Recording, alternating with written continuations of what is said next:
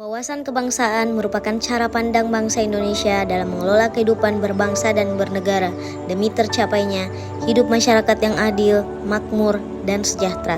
Dalam konteks bangsa Indonesia, wawasan kebangsaan mengacu kepada pemahaman sejarah perjuangan bangsa, nilai-nilai Pancasila, Bhinneka Tunggal Ika, serta kesadaran untuk tetap mempertahankan persatuan dan kesatuan negara Indonesia sebagai suatu negara yang beragam. Bela negara adalah sikap, tekad, perilaku, serta tindakan warga negara dalam menjaga kedaulatan negara, keutuhan wilayah, dan keselamatan bangsa dan negara. Ada 5 nilai bela negara. Yang pertama, cinta tanah air. Kedua, sadar berbahasa dan bernegara. Ketiga, setia pada Pancasila sebagai ideologi negara. Keempat, rela berkorban untuk bangsa dan negara. Kelima, kemampuan awal bela negara. Salah satu implementasi bela negara dalam lingkungan kerja adalah dengan memakai pakaian batik pada hari Kamis sebagai perwujudan bangga menggunakan produk dalam negeri.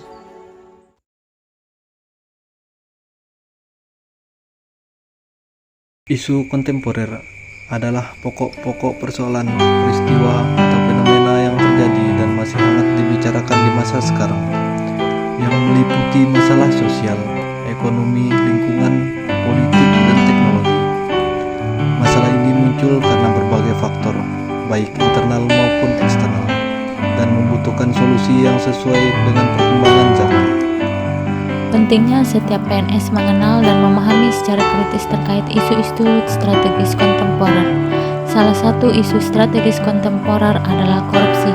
Di Indonesia, tindak pidana korupsi diatur dalam Undang-Undang Nomor 31 Tahun 1999 beserta revisinya melalui Undang-Undang Nomor 20 Tahun 2001. Kondisi saat ini tidak hanya kalangan elit pemerintahan, namun hampir seluruh elemen penyelenggara negara terjangkit virus korupsi yang sangat ganas. Komisi Pemberantasan Korupsi menyatakan akan menetapkan tersangka dalam kasus dugaan korupsi penyelenggaraan dan pembagian kuota haji di Kementerian Agama. Sementara itu, tim Kejaksaan Tinggi Kalimantan Tengah menggeledah kantor perusahaan tambang atas kasus dugaan korupsi. Penyebab manusia terdorong untuk melakukan korupsi antara lain faktor individu, ada sifat tamak, moral yang lemah menghadapi godaan, dan gaya hidup konsumtif. Faktor lingkungan ada aspek sikap masyarakat terhadap korupsi, aspek ekonomi di mana pendapatan tidak mencukupi kebutuhan, dan aspek politik dalam meraih dan mempertahankan kekuasaan. Belum lama ini kita dihebohkan dengan terjadinya demo besar-besaran oleh kalangan masyarakat kita. Rakyat turun ke jalanan untuk menyuarakan aksi protes atas kenaikan gaji Dewan Perwakilan Rakyat. Demonstrasi masyarakat bertajuk Revolusi Rakyat Indonesia digelar di depan gedung DPR RI Senayan, Jakarta Pusat pada Senin 25 Agustus 2025. Aksi ini dilakukan sebagai bentuk protes terhadap kenaikan tunjangan anggota DPR di tengah kondisi ekonomi masyarakat yang melemah. DPR resmi menghentikan tunjangan perumahan 50 juta per bulan untuk semua legislator mulai 31 Agustus 2025. Hal tersebut diungkapkan Wakil Ketua DPR Sufmi Dasko Ahmad dalam konferensi pers menanggapi tuntutan rakyat pada Jumat 5 September 2025. DPR RI menyepakati menghentikan pemberian tunjangan perumahan untuk anggota DPR terhitung sejak 31 Agustus 2025, ujar Dasko di Kompleks Parlemen Jakarta Jumat 5 September 2025.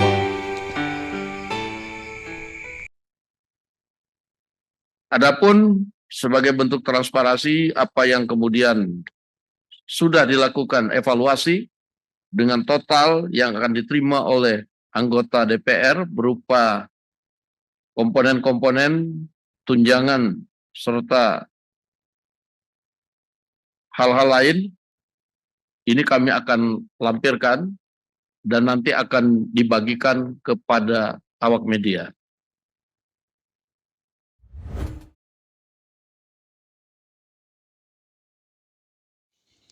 Kesiapsiagaan bela negara merupakan kondisi kesiapan mental, fisik, pengetahuan, dan keterampilan setiap warga negara untuk menjaga kedaulatan, keutuhan wilayah, dan keselamatan bangsa serta negara.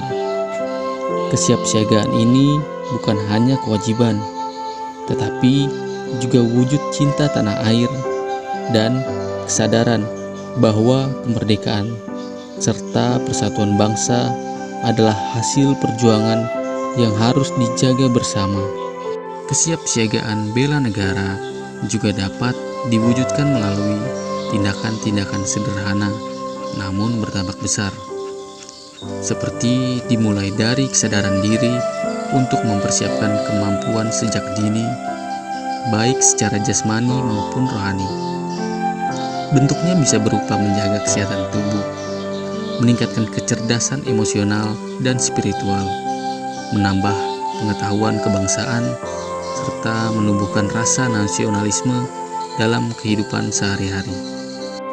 Warga negara yang siap membela negara tidak hanya menunjukkan sikap setia pada Pancasila, tetapi juga berperilaku sesuai nilai-nilai kebangsaan, menghormati perbedaan, serta berkontribusi positif di lingkungan masing-masing. Dengan kesiapsiagaan yang baik, setiap warga negara mampu menghadapi tantangan global, ancaman ideologi, serta gangguan keamanan yang mengancam keutuhan NKRI. Pada akhirnya, kesiapsiagaan bela negara bertujuan agar terciptanya masyarakat Indonesia yang sadar, tanggap, dan siap menjaga serta memajukan bangsanya.